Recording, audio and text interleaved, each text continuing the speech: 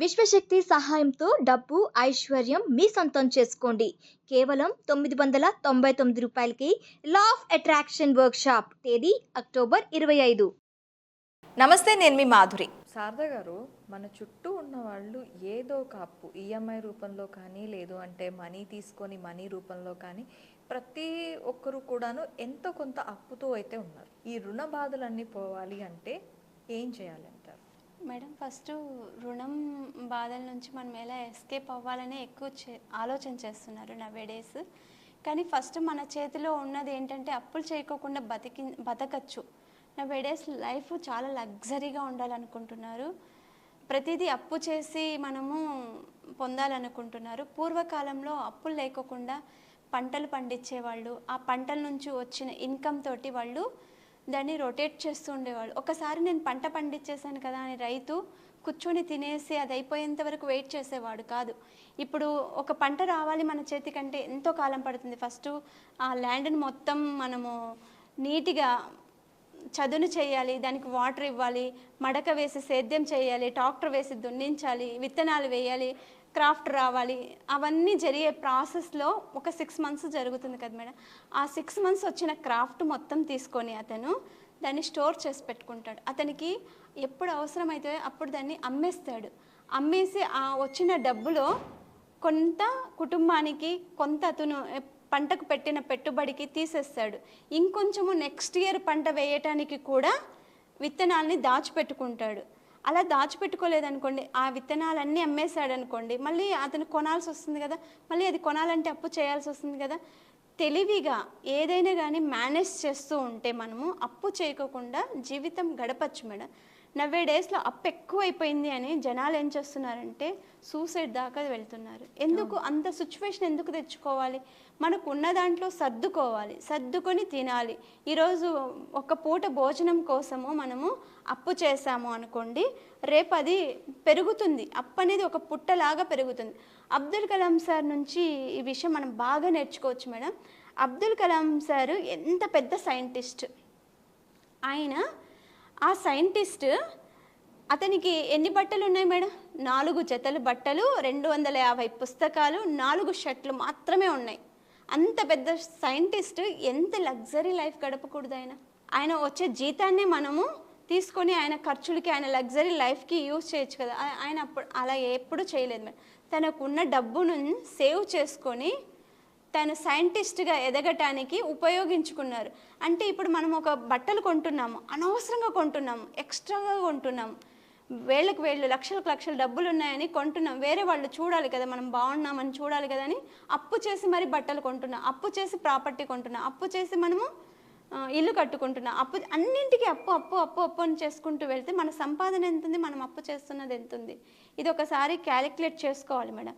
అప్పు ఉందని ఎవ్వరూ చనిపోవాల్సిన అవసరం లేదు. ప్రాపర్ ప్లానింగ్ ఉండాలి. నాకు ఎంత డబ్బు వస్తుంది, దాన్ని నేను నా ఫ్యామిలీకి ఎంత యూజ్ చేస్తున్నా, ఎడ్యుకేషన్కి ఎంత యూజ్ చేస్తున్నా, నా పిల్లలకి ఎంత యూజ్ చేస్తున్నా, నా కోసం ఎంత యూజ్ చేస్తున్నా, నేను సొసైటీకి ఎంత యూజ్ చేస్తున్నా, ఇవన్నీ ఒక ప్లాన్ ఉండాలి.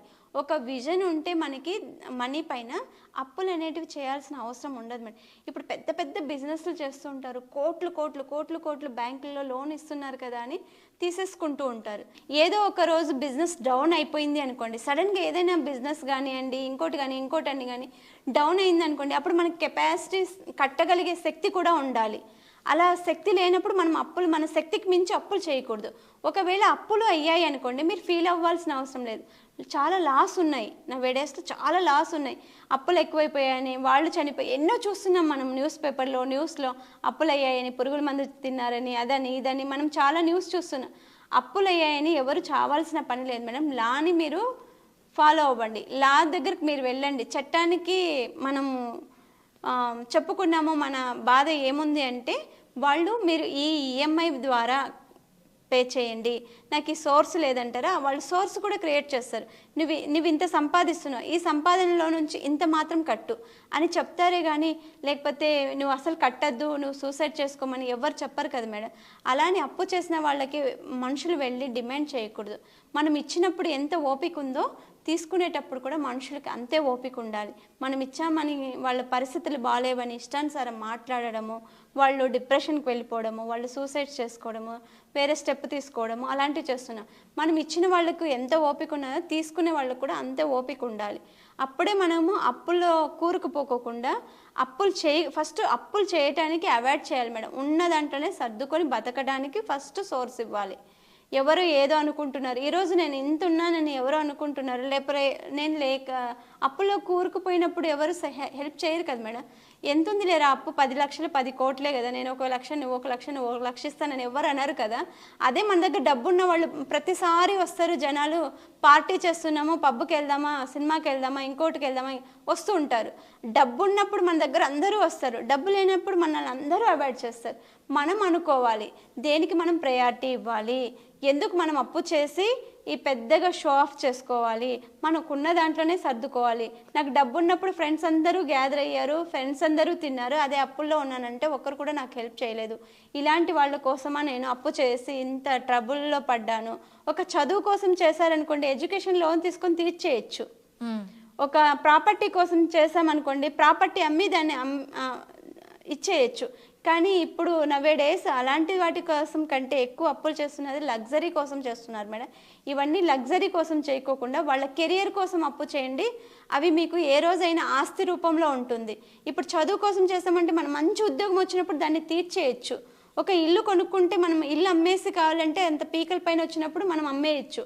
కానీ అలా కాకోకుండా లగ్జరీ కోసము వాటి కోసం వీటి కోసము చేసి అప్పుల్లో కూరుకుపోకోకుండా జాగ్రత్త తీసుకోవాలని నేను అందరికీ చెప్తున్నాను మేడం. ఒకవేళ అప్పైనా కూడా మీరు సెకండ్ స్టెప్కి వెళ్ళకూడదు, లాని మీరు అప్రోచ్ అవ్వాలి. లా నుంచి మీరు సలహాలు తీసుకోవాలి, ఇలా ప్రాబ్లం ఉంది, ఈ ప్రాబ్లంకి నేను ఎలా సొల్యూషన్ తెచ్చుకోవాలని, కూరుకుపోయిన అప్పుల్లో నుంచి నేను ఎలా బయటపడాలి, ప్లానింగ్ తోటి బయట ఎలా పడాలని ఆలోచన చేయాలి, కానీ ఏ స్టెప్ తీసుకోకూడదు madam. Okay, thank you very much అండి.